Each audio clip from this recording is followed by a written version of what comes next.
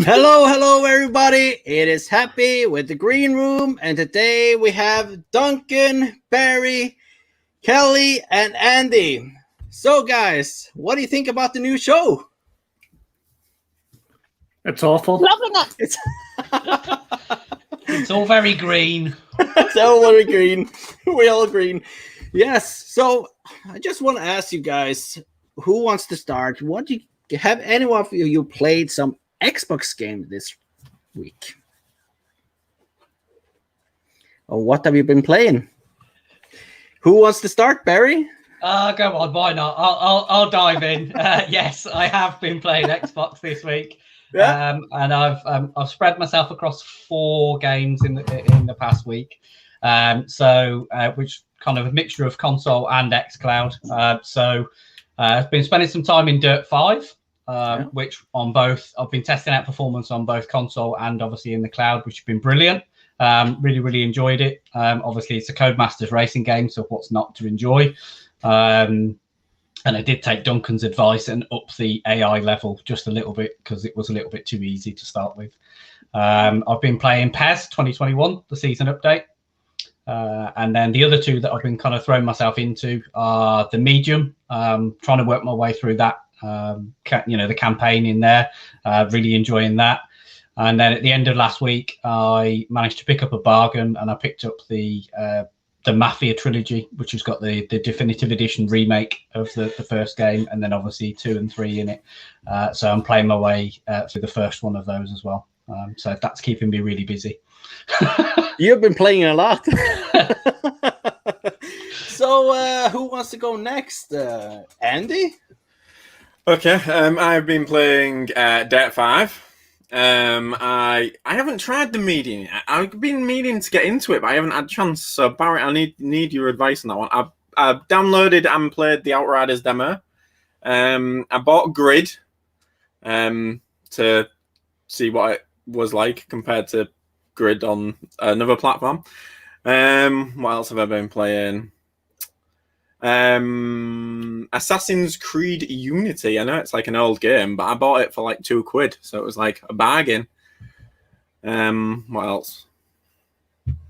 That's it. That's all I can think of. That's cool. That's a lot. That's very good. Kelly. Right, Halo. No, I haven't played Halo this week. Halo. Just Halo. I played Dirt 5, Wreckfest, Fortnite, and Forza Horizon 4. Okay.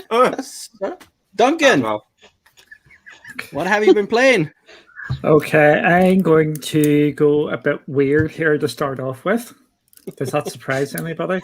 But this is going to take everybody from left field here. I've been playing Suma. Does anybody remember that? Did you say Suma? Yeah. I've been watching you play. I thought you said Zumba. Zumba, yeah.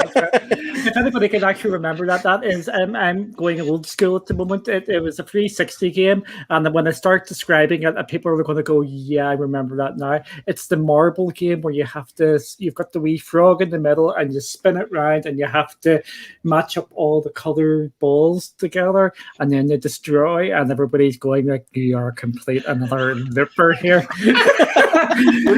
Duncan. Yes. You know you've got Game Pass, don't you? And it's That's on Game Pass. That's an EA game.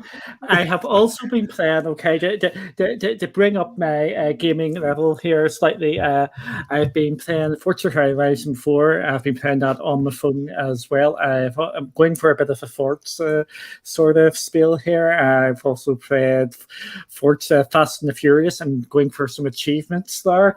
And I've been playing some Rage 2. What else have I been playing? My head's like a sieve. Oh, Planet Base on Xbox as well. But I've been really enjoying this. I think a couple of us have picked this up during the week. I'm really enjoying playing on the Razer Kishi. It just is absolutely, it just changes the way you play because you can play anywhere now, which is absolutely amazing.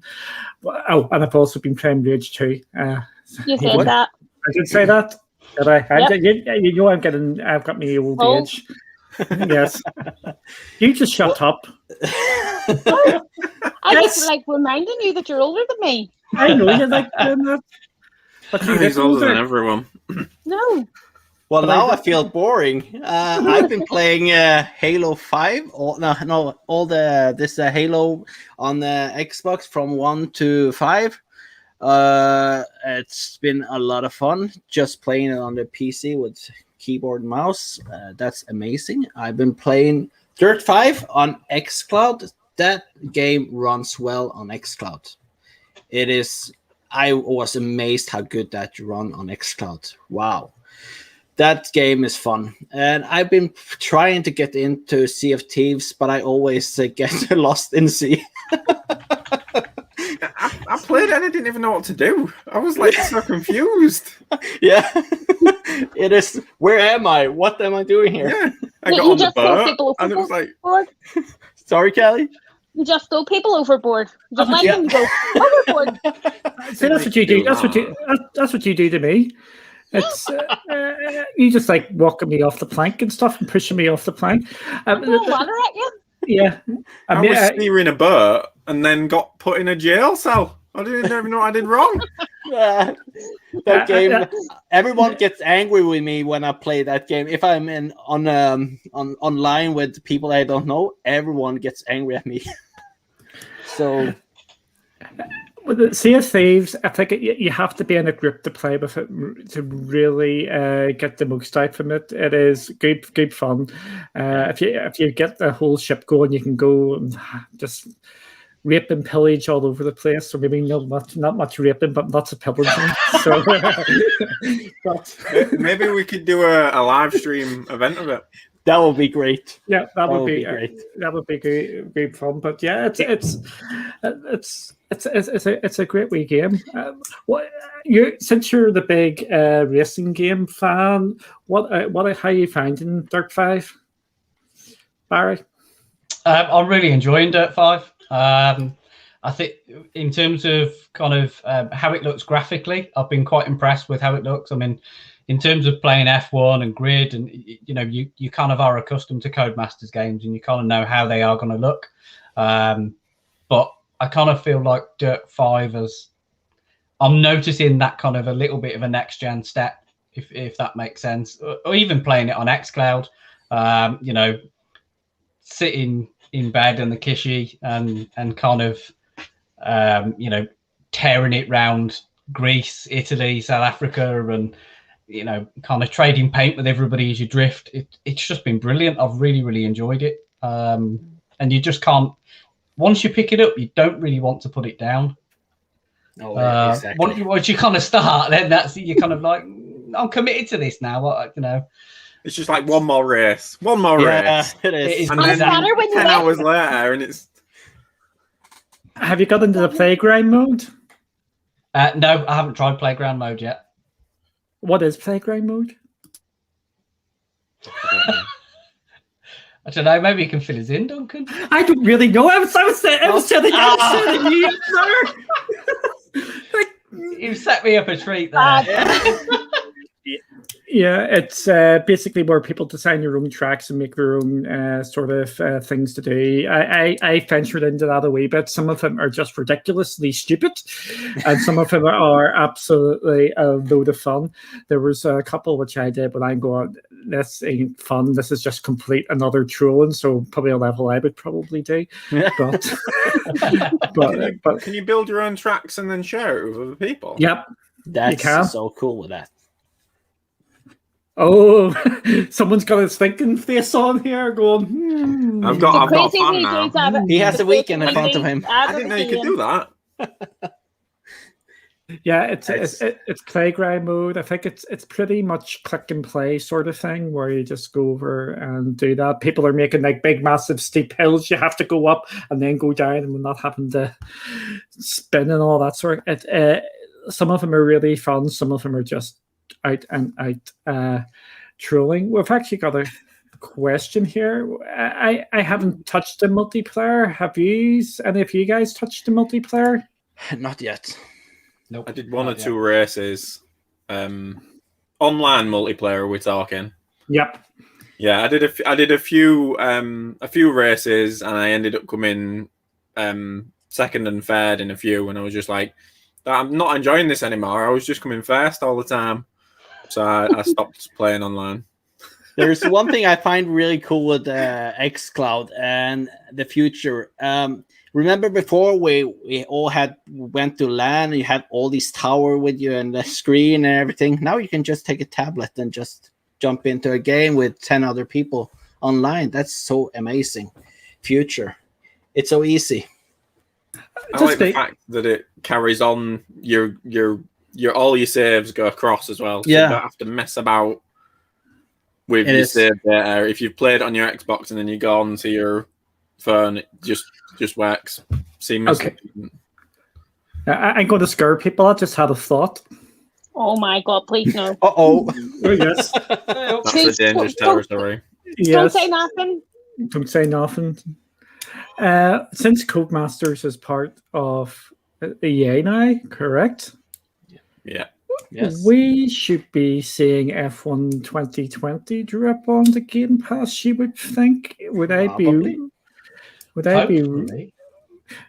following what was sort of happened today? So I just interesting to see how many players on there. And speaking of not only just F1 2020, one of my favorite franchises, we could maybe see an EA play now that's part of this Game Pass. What? And everybody's going, what's Probably FIFA. No, it's not FIFA. It's going to be a game where everybody goes, yeah, that sits you down to the ground. Overlord? Overlord? Or you have to go around being evil? Yeah, that was good. You don't need a game for that, Duncan. That's what Twitter's for. Yeah. And YouTube.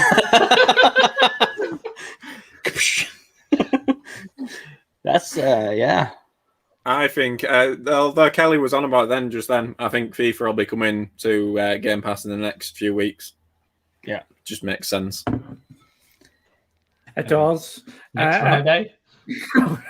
I would go for maybe at the end of the month, early April, because that's coincidentally what happened with Madden as well. So hopefully we will find out shortly with that. Possibly around the 17th. Possibly. St. Patrick's Day. Well, we're getting up to, but that's later down the road, May the 4th. But we don't know if there's coming something for Star Wars, but that's too long. So it's probably coming more before that, I guess. So when Squadrons come to Game Pass? Probably next month, is it? I think it's this month. It's this month. Is it next Thursday? Next Friday? I want to say the 18th in my head. Possibly. I downloaded the demo, but I am going to play that. Definitely. Yeah, I like flying and I love Star Wars, so that's just for me.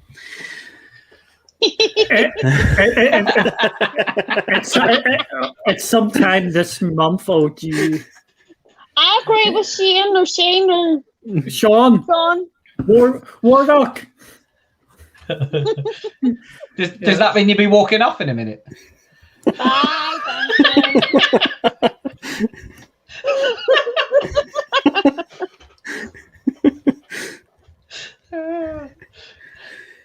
So, yeah. But now that he's away, we'll all have like a wee slapper about him. Kelly can go first. All he is a complete monster.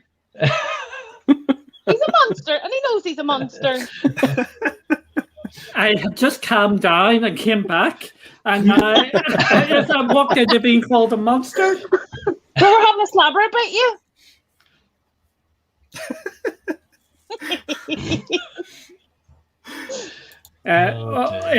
But going back to Squadron is due out this month, and NHL is due next month. Yeah. So that's a game many's gonna play, I guess.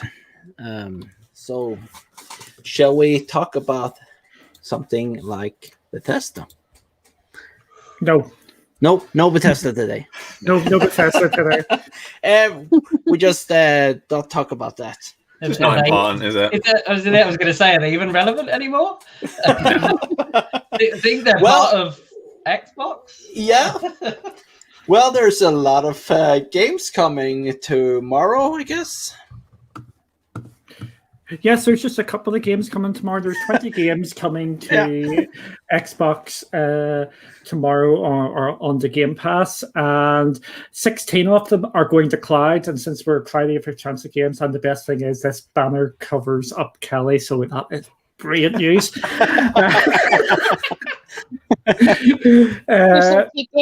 I know, but 16 of these games are coming to Cloud. The notable exceptions are Xbox original games, Xbox 360 games, and for some reason, the Elder Scrolls Online.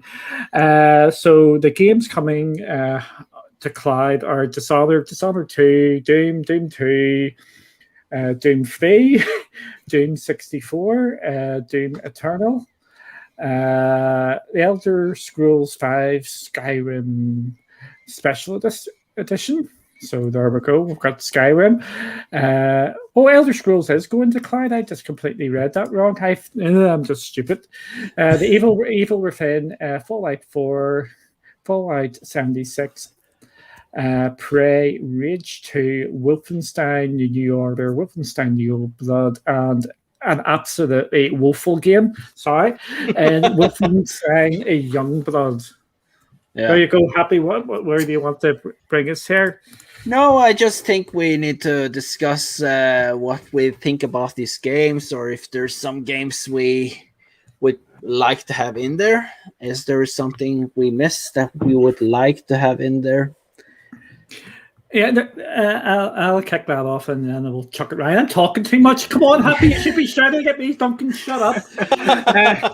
There's a big notable one missing there, unless I'm being a bit silly, which there's always a good possibility of that. But Doom.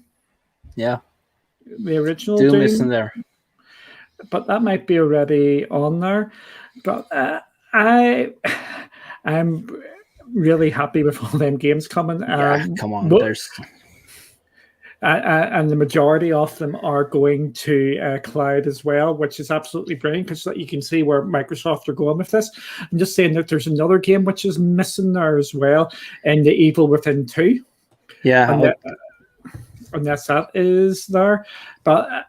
I think this is. We'll talk about the games. I think first, and again into the controversy. But I absolutely love the way they've just said we're dumping them all into it, and I think it's very good now. It's actually changed my point because I completely read it wrong. That Fallout 76 and the Elder Scrolls Online are both there because that's where I can see where Game Pass is going to be doing a big, massive push down the line and games as a service. Them two games, along with like Sea of Thieves and Forza Horizon and Halo, when that comes, are all going to be games which actually help bring more single-player games to Game Pass because they're games of a service and you always will be buying bits and bobs. When the next Halo is 100% going to be a gas game and you're going to be buying all the skins under the sun with it. Yeah, it's going to be amazing. All these games, there's just so much good games. There's so much you can't play all of them tomorrow. Oh my goodness, yes. So there's a lot of stuff coming. I think it was fun to see some online games also coming to Xcloud. That's the New Vegas is not coming to Xcloud, isn't it? That's only a console and PC, right? It's just console, but I think there's a reason for that there. It's just it's a 360 game. The other two games are also 360 games or the original Xbox games. So there might be something a bit iffy with Xcloud and the older games at this moment in time. Yeah. So I'm looking forward to Fallout 4. That's a game I will try to play again. It was fun to play, but I had to stop it and just forgot the game. But it's a really cool game. I really enjoy it. might try to play some more of that. So that's something. Is there games that you guys want to play tomorrow, or is it Dishonored for me. Dishonored? Yeah, I haven't played that game, and it looks like a real good game to try out. Yeah. Barry, you see something you? I don't know. I feel like a kid in a candy shop looking at that list. Yeah, that's too much. I'm going to be totally honest because I love the Doom games. And I think, to touch on what Duncan said, Doom 2016 is missing. So I don't know whether that's contractually elsewhere or something for the time being.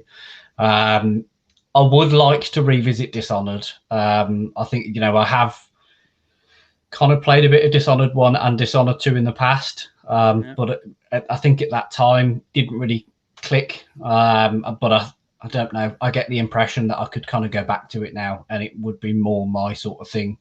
I could probably reel off easily majority of games on that list to say, I'd go back and play Wolfenstein again. In terms of stuff that I haven't played or I haven't probably given a chance, obviously touched on Dishonored. The other 3 probably that stand out there are The Evil Within. Never played it before. Fallout 76. Haven't, obviously you hear a lot about Fallout 76. Not all good, but hey. And then obviously Rage 2. I'd like to revisit Rage 2 as well. Yeah. Just before anybody else speaks here, just remember during this presentation that something which Kelly mentioned to me earlier. Let's see if Kelly remembers. The FPS thing. There you go. They are going to be going back to doing some of the. They're going to be doing the FPS boost to it, and I think Oblivion is the first game which was mentioned, and they're going to be going back to some others. So if you're a bit of a snob like me and you want to wait to the 60 FPS, it might be worth waiting for if some of the games don't have that, because they are going to go in boosted. But Oblivion's going to be one, and I wouldn't be surprised if we get some of the Fallouts. I know Fallout 4 is down for it if it hasn't done it already, so it may be worth doing that. Sorry for interrupting there, but I think it was just something to...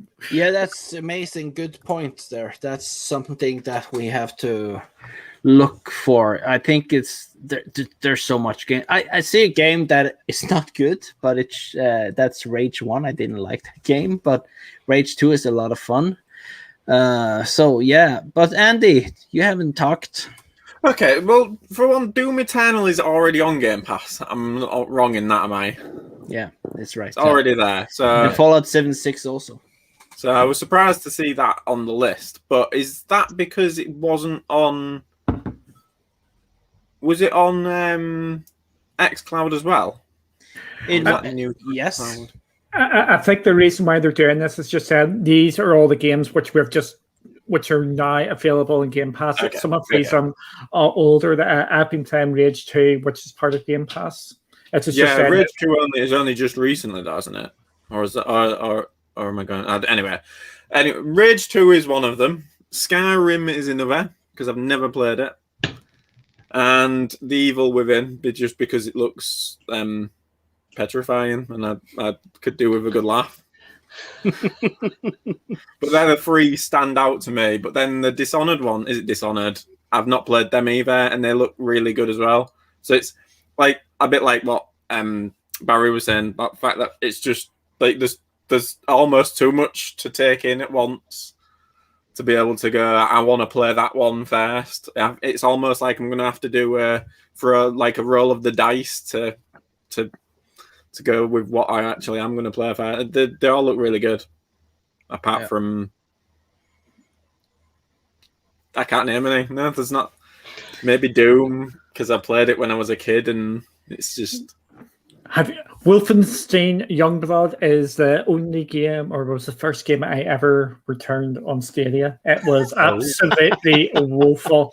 I completely and utterly hated that. It was just annoying. Yeah. Now I assumed we weren't going to mention that name. No, we can just spell out whatever we want. So free will. But yeah, for me, that is a woeful game. If you haven't played the two games, I would recommend if you're looking something slightly different. Rage 2, absolutely brilliant fun, as other people have said. And the other game in this list where people may have missed out on is Prey. It's definitely worth a go as well. Yeah, that's a good one. So, did we have some video? Yes, we've got a little video to show here. He was like putting me under pressure. What's this? Everybody like putting me under pressure to do stuff. And Give it, Duncan. Just get it done. Sort it out. Sort it out. Get with the program. We're not going to be showing the whole conference because there is a lot of music during it. But we will show this. Oh, it's a frozen Phil Spencer. Try to be as fair as I can. That's what I just think it's fair. So obviously, I can't sit here and say every Bethesda game is exclusive. We know that's not true. There's contractual obligations that we're going to see through, as we always do in every one of these instances. We have games that exist on other platforms, and we're going to go support those games on the platforms they're on. There's communities of players. We love those communities, and we'll continue to invest in them. And even in the future, there might be things that have either contractual things or legacy on different platforms that we'll go do. But if you're an Xbox customer, the thing I want you to know is this is about delivering great exclusive games for you that ship on platforms where Game Pass exists. And that's our goal. That's why we're doing this. That's the root of this partnership that we're building, and the creative capability we will be able to bring to market for our Xbox customers. It is going to be the best it's ever been for Xbox after we're done here. I'm going to try to be as clear as I can. Well, what do you guys think about this? Is this something we're surprised about? Oh. So, who wants to talk? Barry. Yeah, you like coming to me first, don't you? No, I think it's, we spoke a couple of days ago and we kind of said that we felt like this was going to be an announcement in the offing. We talked about, contractual obligations kind of maybe getting in the way, and not getting in the way, but kind of preventing them from everything being exclusive. And I think really, you listen to the way that Phil talks there. Outside of the exclusivity message, the thing that I take from it is he wants, obviously, Game Pass to be available, in different areas, but he wants those people that are part of that ecosystem to have the best possible gaming experience that they can have with the best content. And when you look at that from a brand, and a powerhouse such as Microsoft, if you're invested in that ecosystem, you have to be sitting here exceptionally pleased and excited for what is going to come, because you're going to have access to so much content. I mean, the deal's just been done a few days, and they've dropped an announcement of 16 games which are coming into Xcloud. There's going to be more content on the way. What more can I say? That's, yes, it was kind of expected. I think a lot of people, or the certain people out there, have probably said they don't want it. They don't want it to happen because of what it could mean for other platforms out there. But at the end of the day, they're doing it to make it the best possible place to game on the with the best content. And if you look at that message in the sense of the best hardware with the best online multiplayer experience and the best content, that's that is your gaming dream right there. Yeah, you're quite right about that. Andy. Well, I mean, I think basically what he's saying is very similar to what Barry said. Is if they have to put it on something else, they will do. But as soon as contracts are gone, it will be an exclusive to Xbox. You spent $7.5 billion on a platform. you are going to, any new game that isn't contracted to come to another platform, we could be talking 2 or 3 years down the line before that actually happens, it won't come to another platform. You know, if you want to play those types of games, you have to accept that. It's just like with PlayStation. If you want to play as Spider-Man, you have to have a PlayStation. It's the only way you can. And you know, that sells consoles, and that's what that is what they want to do as well. They want to sell consoles, and they want to sell a service of Game Pass. Game Pass it's not just for Xbox; it's for PC as well. So it's not like they're limiting their thing that you have to own an Xbox to play Game Pass. But you can't expect them to spend that kind of money and not have exclusive games come from it. It's just, it would be crazy to think that they would give it to PlayStation and Stadia and all the others, you know, depending on what's available at that time when those can become available. But like he says, I mean, at least they're going to be supporting the platforms that it currently runs on, so games will be getting updates. But I don't think any of us were surprised at that. I don't think anyone in the world was surprised at the fact that he's come out and said, "Look, if it's going to be an exclusive." Yes, there was. There's a lot of people surprised about that. Well, why though? I mean, it wouldn't make any sense to spend a ridiculous amount of money. They might as well just do what other companies are doing, where they've.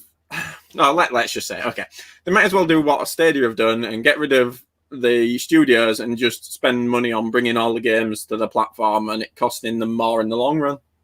Yeah. Good point. So, Kelly or Duncan, who wants to go first? I'll go first. You go first, yeah? Yep. Well, I think it's cool that they're honouring the other platforms that they have the games on. Yep. But also, I think it's great the fact that they're bringing all these games and making your subscription fee worth actually buying the Game Pass for.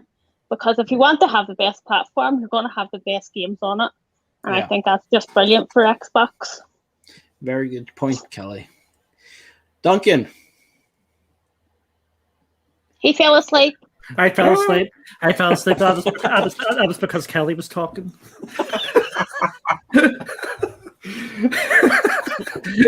Okay, I'm waiting to see if anybody else picked out the key line in Phil Spencer's talk. Only you could. Only me could, yes. The key bit of it was where Xbox Game Pass exists. So that is the olive branch to the other platforms. Again, these are going to be Xbox exclusives, and I'm going to flare one out here. I can see it going to Switch via an app for Xcloud on Switch, because we know Microsoft and Xbox Xbox and Nintendo are pretty close, and they've got a good working relationship there. So I would not be surprised if we see an Xcloud app go on to Nintendo. I think it'll be slightly more expensive to pay for it, but I think that is something to keep an eye on going forward. So this is not unexpected. Some people took a lot of slack in our little community for saying that this would happen, and Stadia and other places would not, and PlayStation and Nintendo would not be getting these unless there was some sort of deal.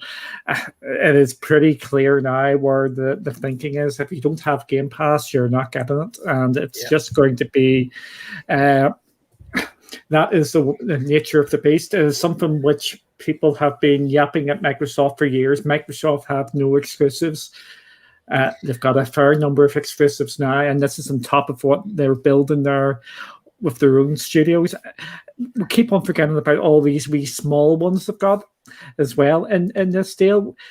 You know, following this Bethesda deal, they've got a studio in Japan, which people are just completely forgetting about.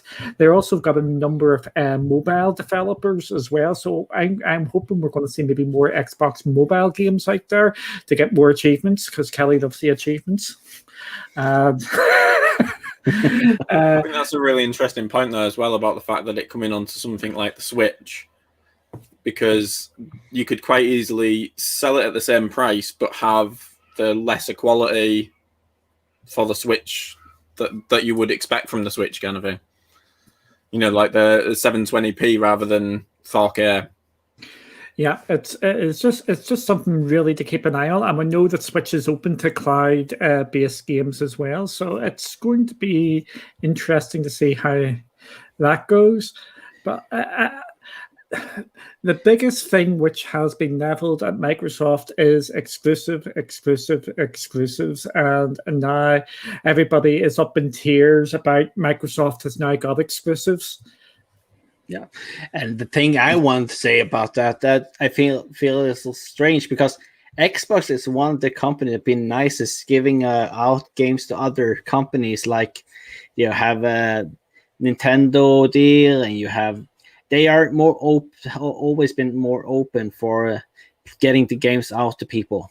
I don't think there's no issue to play Xbox Game Pass, because you can have it on Xcloud, you can have it on your PC, you can have buy a console. There's so much options, and later down the road there will come apps, I guess, to TVs, and there's going to come dongles, I guess, so you can put into the TV to play Xbox. We don't know, but it's going to be easy. Cloud gaming is the future down the road, definitely. So that's my opinion around this. I think it's going to be quite good down the road, a couple of years now. Yeah, happy that is a great point there about the Xcloud.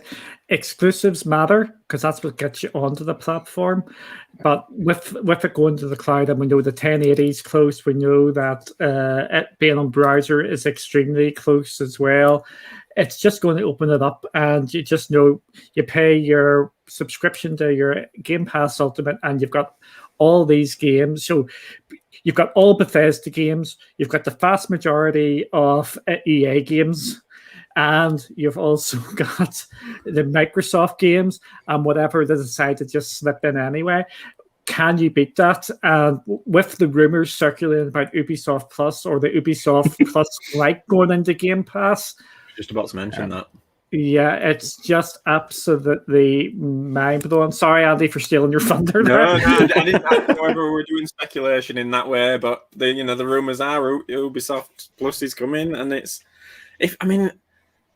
why would you buy anything else at this current point in time? Like, if that comes, then it's just going to be insane, the amount of the different types of games you're going to be able to play, and I really don't know how any of the smaller platforms can exist if that's the case.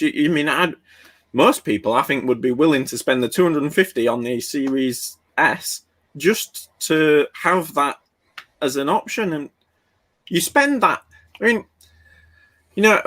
If we look at how much the Founders Edition of Stadia cost, it was $129, was it? Or was it £129? I can't remember how much I paid now. So half the price of a console that also came with a controller as well.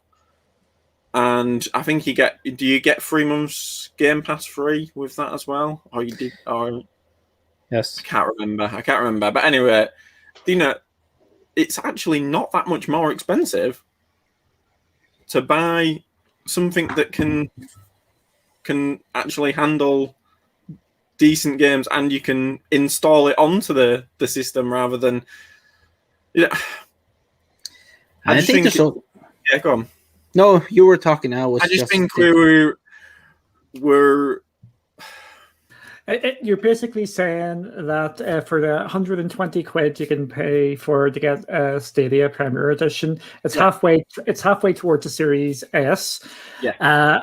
And then, but if you get the Series S, you're guaranteed the games, you're guaranteed Game Pass for that month, and you can go and just all you can eat. And then I think it's nailed on that we're going to get cloud streaming on the Series S as well, which will then go up to 4K. Just remember, the Series S is 4K enabled. It won't play games locally at 4K, but when the Series X hardware goes onto the Xcloud, you'll be able. That is just a stealth box. You've got the best of both worlds there. Yeah. But what I think is even better value than that is if you can get it, Xbox All Access for the £20 a month or £30 a month if you can get the bigger one. That is your local hardware plus your Game Pass for 2 years. That is just bonkers sort of value there if you can afford it. I know not everybody can afford it, but if you can afford it, I think that is the best value out there. Yeah, I was just gonna say about the rent. You can rent the Xbox Series X. That's a deal too. If you can't pay 500 quid for it at once. So that's it does pay for itself though in the long run. If you're okay with still having hard copies of games, it does pay for itself. If you're buying 40 games in the lifetime of the console, then you've more or less paid for your Series X anyway. Yeah, exactly. Even if you're saving 10, because you generally save about £10 per game if you buy it on disc version. So it would pay for itself. Yeah, the thing about that as well, it's just I just completely lost my point there. The games do actually pay for themselves. That £10 a month or in and around £10 a month. I've got all access, so I keep on forgetting how much it is a month. That the game library alone just pays for it because you don't have to buy any sort of game if you don't want to, because you are sorted. You've got your FIFAs coming every year. You've got your Call of Duty, the Warzone. You've got Halo. You've definitely got Hero. Okay, there's your tally chart. You marking? What are we up to? Kelly's only mentioned it once. Yeah, you've just got all them games on there, and I'm going to bring up PlayStation as well. If you haven't invested in PlayStation as well, the console cost is basically paid for itself if you have never got a PlayStation with the PlayStation Plus collection, because that has actually got all the big games on there. Day one, you can go and play your God of Wars. You can I forget what all's there. They're banging games or Days Gone and things like that. You can just go in there and buy that straight away. This is what the cloud gaming services are up against. But with Xbox, it is just absolutely brilliant with Xcloud and the console streaming. The console streaming is working a gem for me. I'm just sitting there playing on my Kishi on my phone, my Xbox, and it's just working absolutely as you would think. It is just mad how it is just the way it's working. This is what everybody's up against, and it will ultimately come down to content, and that is why they went and bought Bethesda, because that is going to be the difference. And that's why you see with Disney Plus, you've got Netflix, you've got Amazon, they are right there buying because they need their content to get people to subscribe. I think it's for me, we were talking about the Series S. And it kind of being around that 20 point mark, £20 mark, I should say, not 20 points. If you could spend points somewhere in the world, then point yes, in that direction. Points. Yes. But for me, and I think this is something I've mentioned before, but to me, the Series S is your hybrid model. That's where it is. So when we talk about that adoption of going to cloud gaming and people not wanting to relinquish that physical box under the TV, the Series S is that safety blanket that gives you something under the TV that will emerge into playing stuff in the cloud. And it slowly but surely will condition you into actually probably playing more in the cloud than you ever realize, until that point that you realize that you can just stick a stick in the side of the telly and then you're done. That's it, And I think that's, for me, that's the way they're going about it. And they're obviously, they know cloud has a future. It's not going anywhere. I think anybody who would sit there and say cloud gaming is not the future, clearly that is, in my opinion, is the wrong view. It's not going anywhere.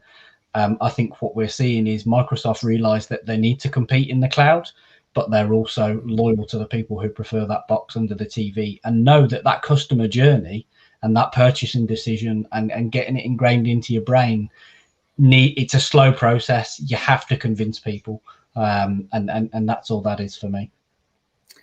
That's very good. Just want to do one wee tiny thing here as well. Game demos, I think that is what people are, as you've been saying, the hybrid. But what we're going to see is you're going to start playing the games there and then via Xcloud, and while you're offline, it will download it locally if you want it that way, and it is just going to become seamless between the two. I know there's people looking Xboxes. We've got a couple of people in your chat there. I know in the UK anyway, because some agent got another Series X. Why are you looking at me?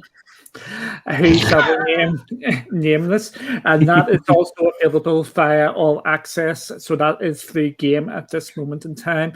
And I do know over in the States as well that they're rolling that out as well. So if you're looking at Xbox, you can get it, and the All Access is available here in the UK as well. And the reason why she's getting another one is someone nicked her one. He didn't nick it. His wee Xbox broke. So I was a nice mommy and give my one to him. Well, tell me something if I'm wrong about Game Pass. Can you?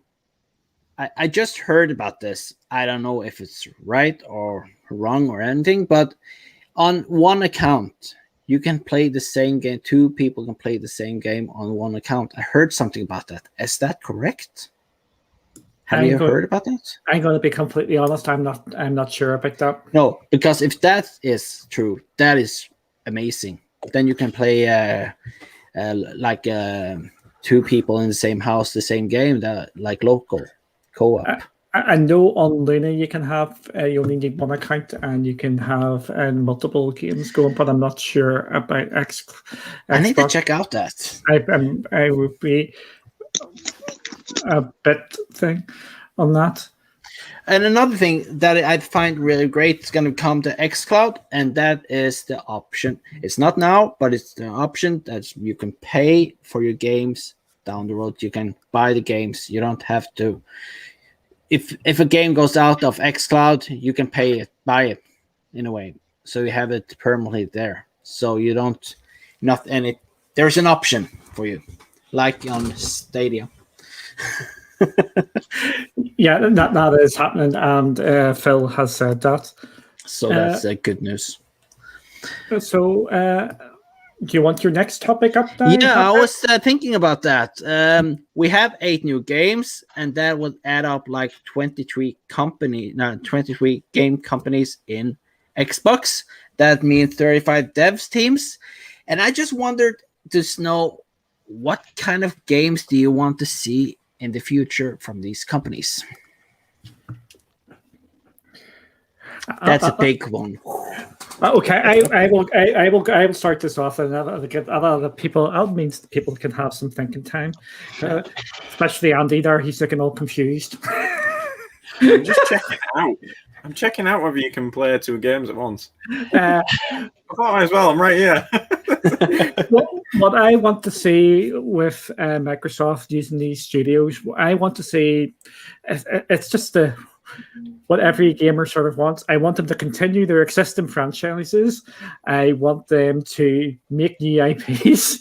I just want it all. But realistically, what I want to say, yes, I want to see the new IPs, but I'm expecting them to have a lot more gas games going there to actually supplement more experimental shorter games. What I really want is some games which are only 2-3 hours long, which you can really finish in 1 sitting, which are a bit more out there, a bit more creative, and on top of these gas games. I just want them to mix it all up.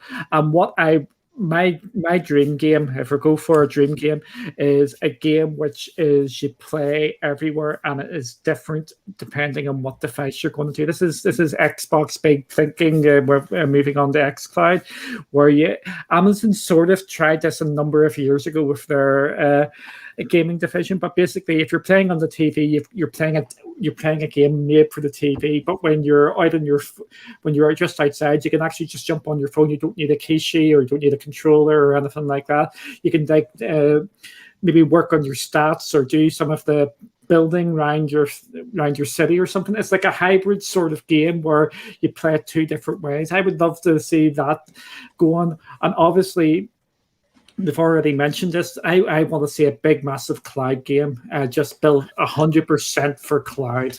And then we get our Oasis. We get the big RPG made by Bethesda or one of the other Obsidian or something. And it just never ends. They've got their starting zone and it just expands out there and just goes absolutely bonkers. And we get our Oasis game. And then 6 months later, they cancel it.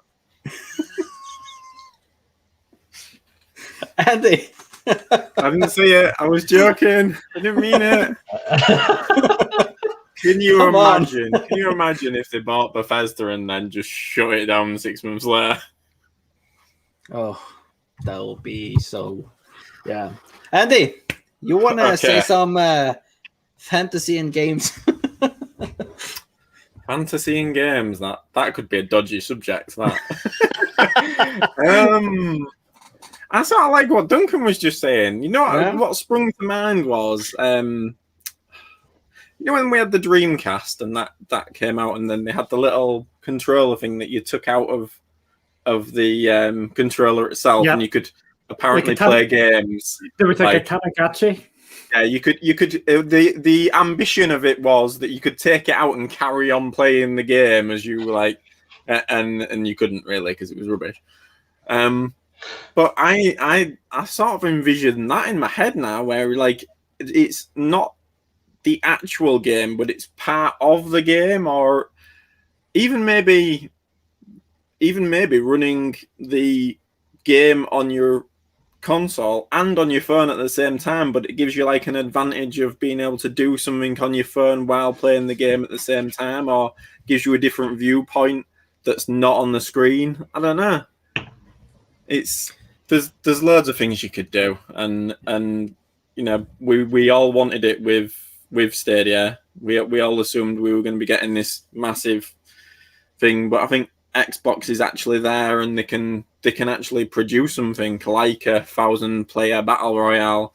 We can actually expect that in the next few years. If not, I mean, you can only think if they've spent this amount of money on Bethesda itself, whether they've been working on stuff in the background that is linked to just Xbox is a very interesting like time. It's just an interesting time to think that's what are we going to get from this, because it's not just going to be the games that they've already produced. They will have more in the pipeline. Yeah. So, Kelly, do you have something of a game you want or to Halo? See? Halo? I actually was going to say more Halo, but I would like them to do a Halo like battle royale, which would be quite cool. Yeah.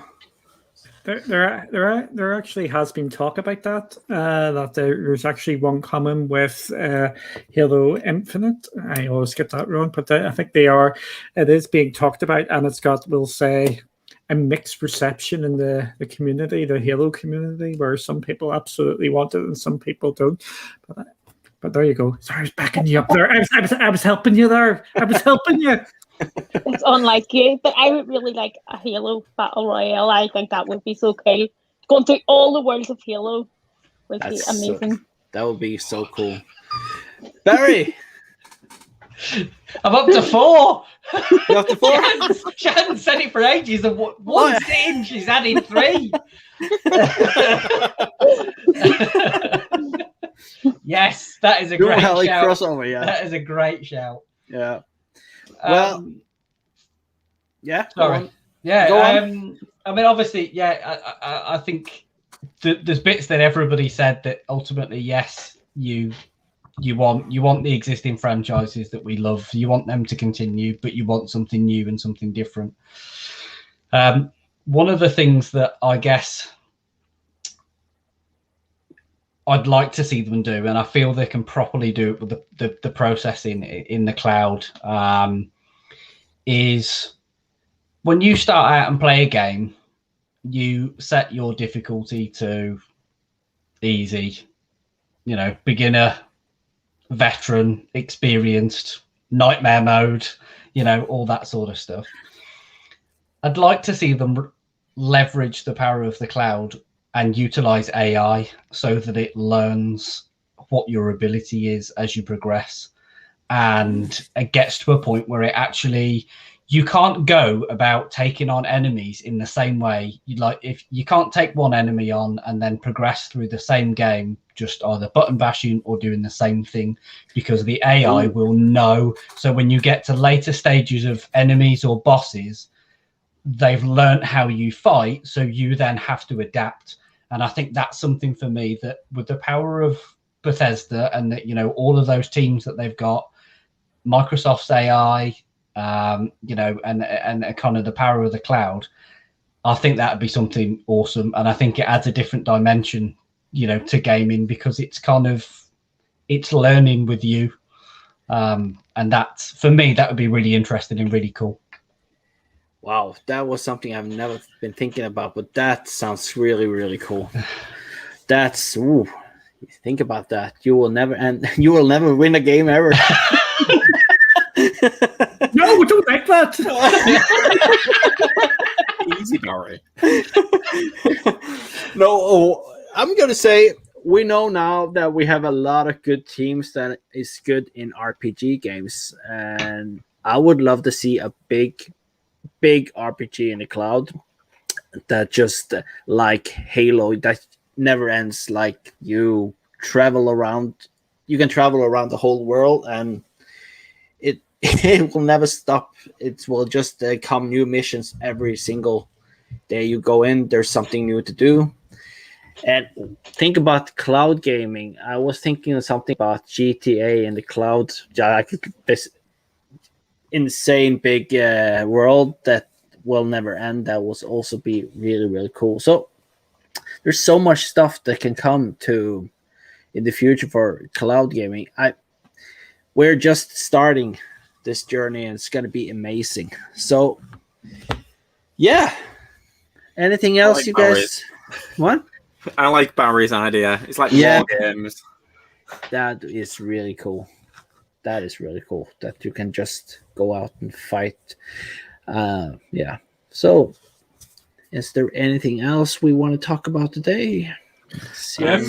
You said earlier about the fact that you might be able to play two games at the same time, but you can't. Yeah. You can't play two separate games. It won't let you. It just says you are already playing this somewhere else, and you can play there instead. So you can, unfortunately. Okay. Maybe then we know that. Thanks. Happy, I know you've got a couple of questions down here, but I'm going to maybe skip one of them to just do the last two, because we said we wanted to keep this about an hour's long, didn't we? Yeah. Yes. There's one we can come back to in the next week's coming. We'll go for the last two here, which is Xbox consoles can stream Steam games using GeForce Now in the Edge browser in the Alpha Ring. So what do people think about that? I'm assuming that was happy. Yeah. So what do you guys think about this? Is this something we need, or is it just fun to have? Who wants to start the show? Andy. Hey. Oh, you see, I knew I would go. So I had an opinion on this earlier on in the week that I actually did a video on, saying that I really did not see the point in it coming, in it being available for Stadia to be able to do that, because that was the big news point of the fact that you could play Stadia on your Xbox. I don't know. I can see its advantages. I don't think I'd use it, but I can see why it would be an advantage to be able to play everything in one place. But I don't think it's going to last long. I think it's it's similar to so originally when Stadia first launched, you could play it on certain browsers that they didn't think you could do, and then when they found out that you could play it on it, they actually blocked it themselves, if I remember rightly. I don't remember this. Duncan, you probably know this. You put me under pressure. I'm sure some of the I think there was something weird, and then they did what was it, a certain version of something? There was something. I think it was a certain version of Edge browser that you couldn't play it. You could play it, but then they blocked it, and then eventually they unblocked it. But there was a bit of weirdness going on. But I don't know. But I don't see why they'd stop them. But then I also think, well, would you want them being able to play? Would GeForce Now want you to be able to play it as well? Like, if it's a bad experience, would GeForce Now want that experience on an Xbox, and people to be put off by the fact that they could then, be put off by not wanting to play GeForce Now or wanting to play Stadia? I think until it's actually not buggy, which the reports were it was quite buggy, I can't see them wanting to promote it in any way. But I don't see the point in it. That's me personally. Barry, I think it is a tough one. I think Andy raises a good point in the sense of people's experience. I think if you think from a multimedia perspective, from a sheer gaming perspective, if you think that you can turn one box on, that you can have all of your Xbox games, you can have Netflix, Disney Plus, Amazon Prime, and then throw in the fact that you might then be able to add in and have access to your other services from one centralized box, rather than having to have multiple devices if you are going to be a subscriber to those services, then I guess there's an element of it kind of making sense, because you almost end up with a pure media hub where literally everything caters for one, for all of your needs, whether it be video content, gaming content, music content. I think there's an attraction from that side of it.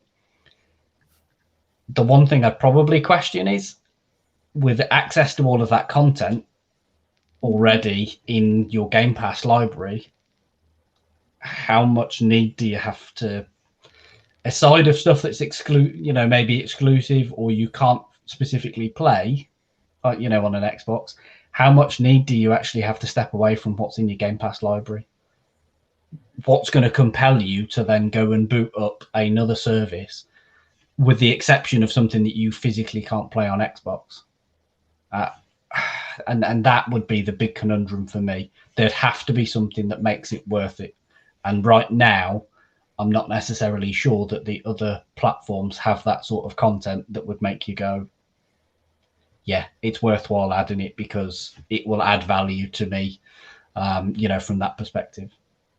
I think if you're going to go down that road as well, it would be an app rather than going through the Edge browser. I think we'd actually have a standalone apps for each different service. Yeah, and that is what my point was going to be, is I don't think it's going to become pretty mute in the next couple of 6 months, year, maybe 2 years, where you're going to have the app on your TV, you're going to have it on your Amazon Fire TV or something. I think there's just going to be apps everywhere for all these services, so it doesn't actually really matter that much. I think it's pretty cool you can do it, even if it's a bit there. But the reasons why you would choose GeForce Now over Xbox are you can get the games cheaper. There is going to be exclusive games, and that would be basically it. It's just another service, and you've got your old. If you're a big PC gamer, you will have access to a lot of your library. So you've got that. But again, I think it's more cool rather than anything else. I know you can access Stadia on it as well, which is good as well. But again, I don't think we are going to be losing our physical boxes. It's just a matter of when we're going to be losing, and it'll be just going up to your TV and just selecting which service you want to use.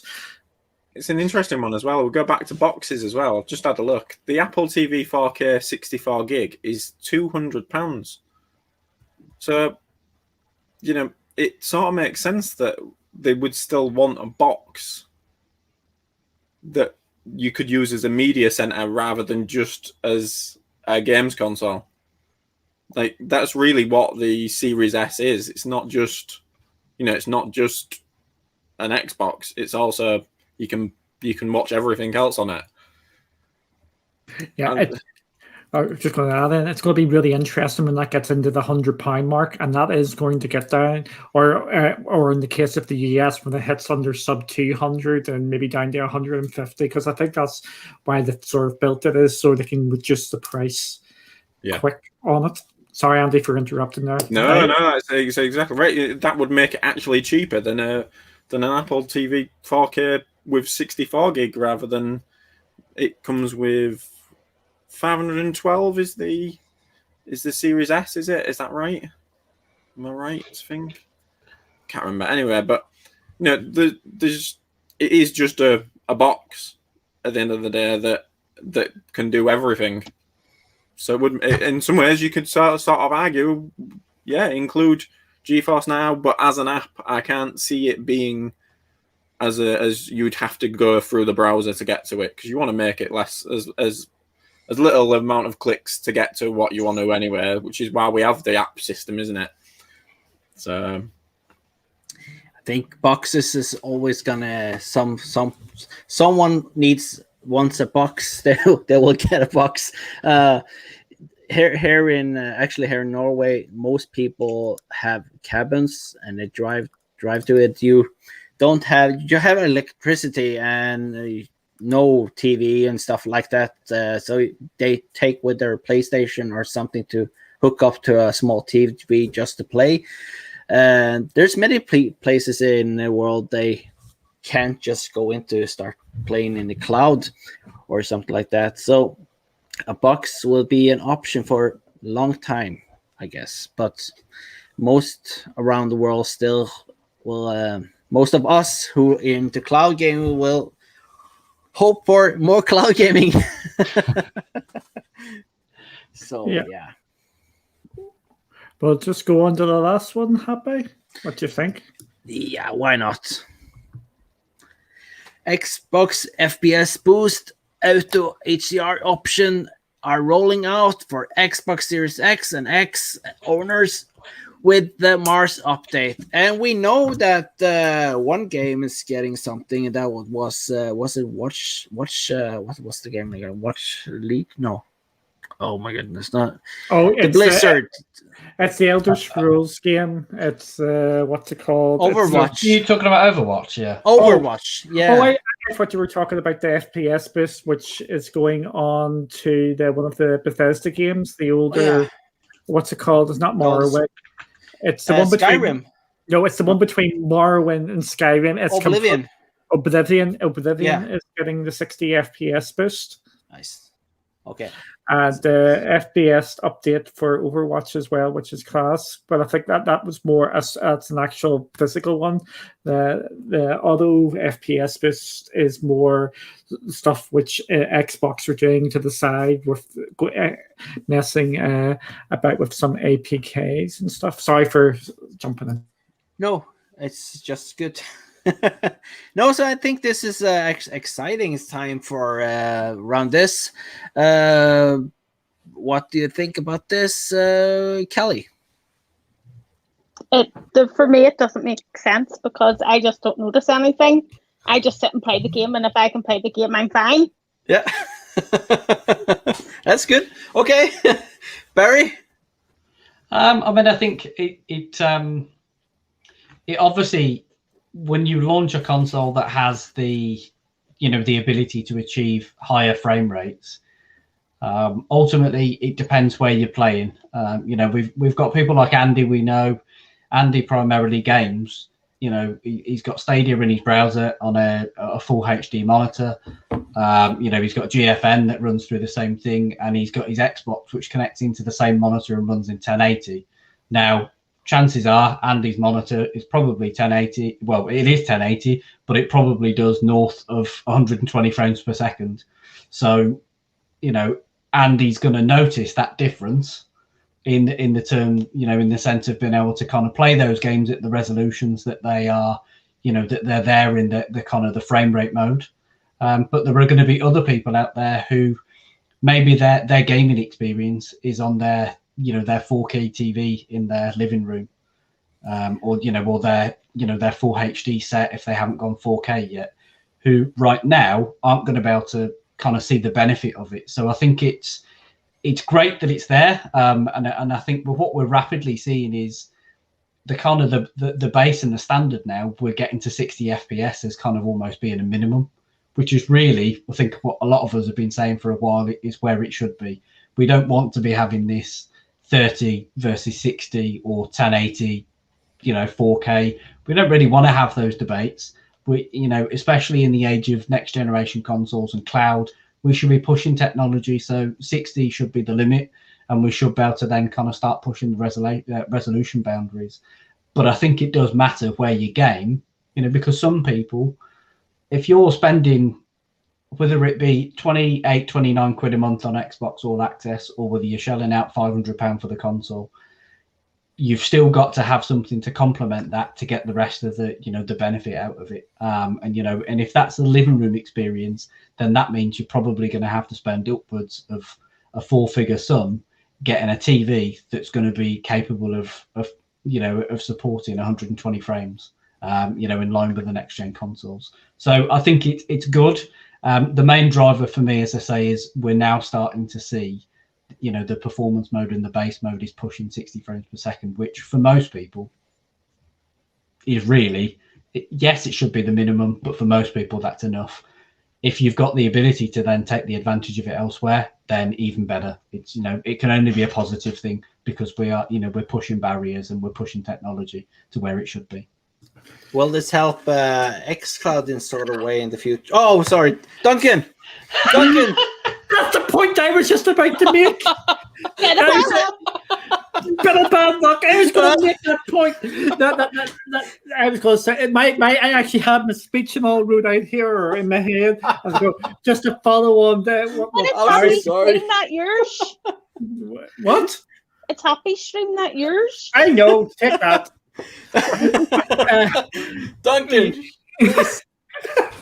No, basically, I was going to say the bigger picture for me in all this is Xcloud, where they will double it up for the 60 FPS. Because as we know, when you are playing on cloud, the difference between 30 FPS and 60 FPS is stark.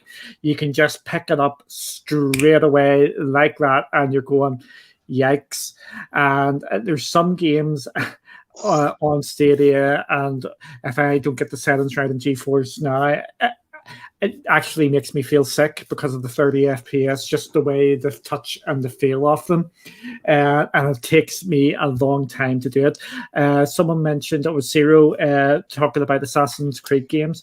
Assassin's Creed games, I would love to go to 60 FPS because the game, Assassin's Creed Syndicate, I got that on Stadia, and actually playing in that, it takes me a good 15 minutes, half an hour, just to get used to the 30 FPS. It actually makes me feel a bit dizzy and stuff, just the way it just feels so jerky and everything there. So happy for stealing my point. Yes, I think this has got major implications for Xcloud going forward, and I'm going to say that the majority of Xbox owned games are going to get the 60 FPS treatment. So they've got that library there for Xcloud, and I wouldn't be surprised if they try and push the key titles to 60, the key older titles to 60 FPS. Very, very good. There you go. You can talk about Xcloud now. Okay, Andy, did I ask you? Well, so I don't think we're going to notice massive differences in games at this current point in time, but in the next few years, the more and more TVs that are going to be rolling out with 120 FPS on them like a standard, and that's when we're going to, I think, probably notice older games, especially not being able to manage to play them.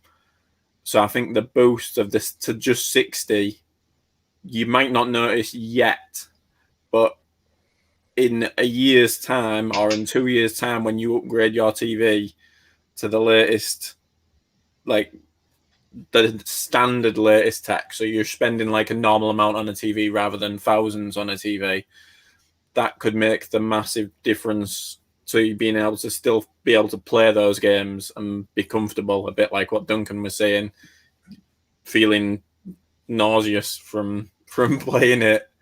And it just makes sense to, I mean, it would be interesting to know eventually what they can do with that technology of boosting it, whether they can go even further. And I'm guessing they will be doing that in the cloud. And you were talking about the Orion stuff also. So there's a lot of tech going around there. There's just some, I mean, the future, since the purchase yesterday, the future just looks so good for Xbox and Game Pass. It just wait for a year's time when we fully see the benefit of all this kind of stuff coming through. It's going to be an interesting year of a podcast. Yeah. I have a second question. This is not written down, but with the FPS boost, and Xbox hasn't talked so much about it, but they will probably do some VR stuff. Will this benefit gaming for Xbox and Game Pass with VR games? Is this Duncan? Oh, Duncan. Duncan.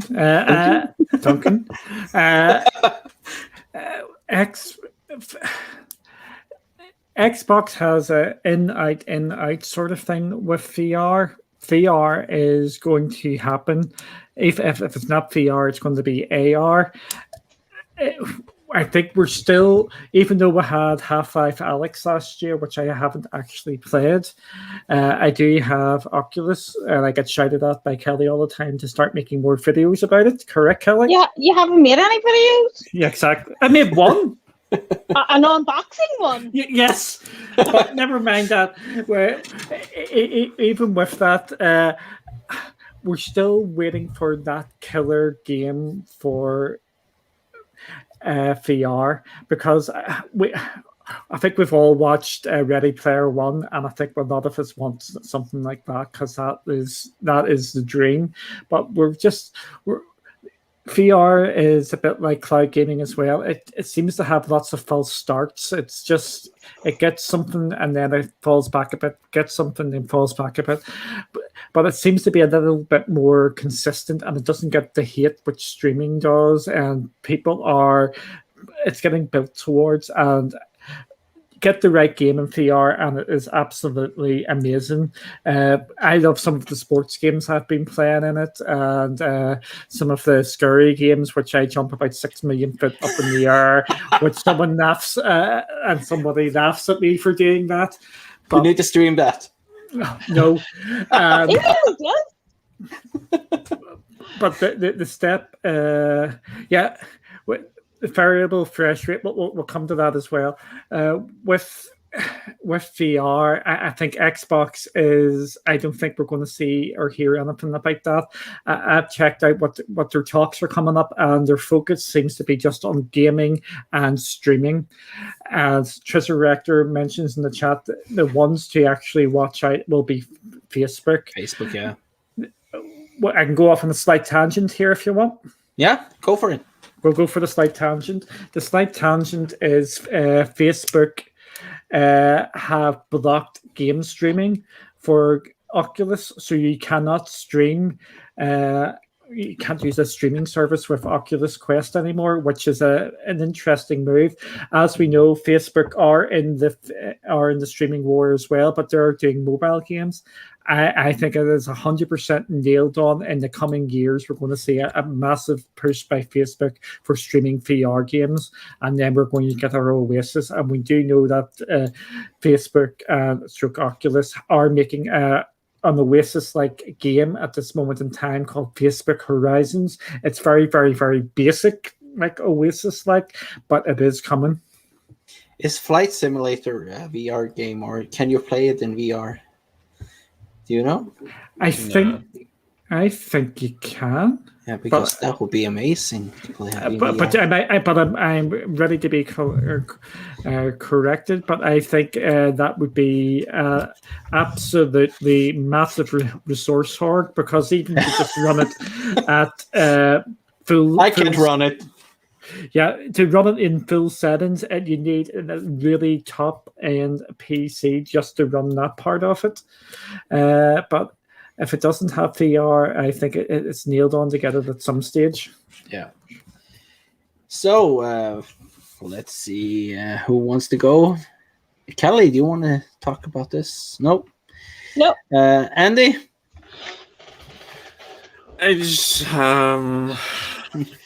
I love VR. Opinion?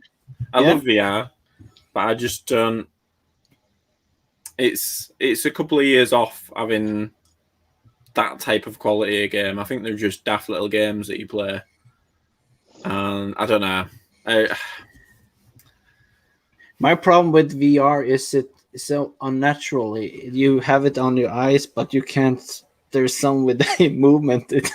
It doesn't stick with me. The biggest point for me was, until I saw Duncan's unboxing, was the price point was just ridiculous very early on. But now with Oculus and the Quest 2, the price is just about right to get you in and get you trying it. And it's I really enjoy doing it. It's just there are a lot of games where you think, but then there are some really good games out there that you get obsessed with, and then there are ones where you just feel completely sick playing. Yeah. So it's hit and miss with it, but I really enjoy it. Yeah, just to pick up on that, what Andy just said there, you do have to get your VR legs, as they're called. Yeah. You may think that's completely and utterly daft. You do have to build up. You have to go through like your 5, 10, 15 minutes and then play it again. And then you get your 15, 20, 30 minutes and just build up nice and gently. Or just play it as well. Well, I'll just do one more wee quick thing as we had a question about variable refresh rate. Yes, that is something to keep an eye on. But for me, I don't. It's just one of them features which is going to just come down in price. You're going to have to pay a premium for it now, and it'll just come down. But I think it's just the perfect time to wrap up now. Yep. Yes, we are gone for a while now, over. But hope everyone in the chat has enjoyed the show. And so where can we find Barry? You can find me on Twitter at Paramedic Games, and you can also find me obviously here with Cloudy with a Chance of Games. Andy? Just AndyMorphs on either Twitter or on YouTube. Kelly? I'm Ming Kelly on Twitter and Xbox. I swear I'm going to kick you. Duncan! That was brilliant.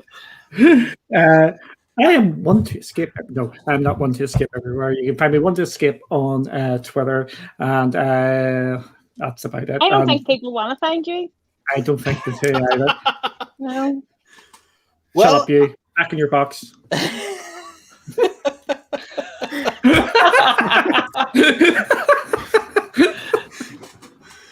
Well, that was nice.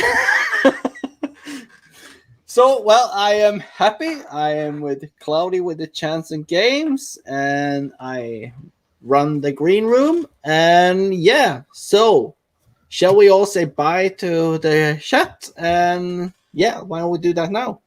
Bye. Bye.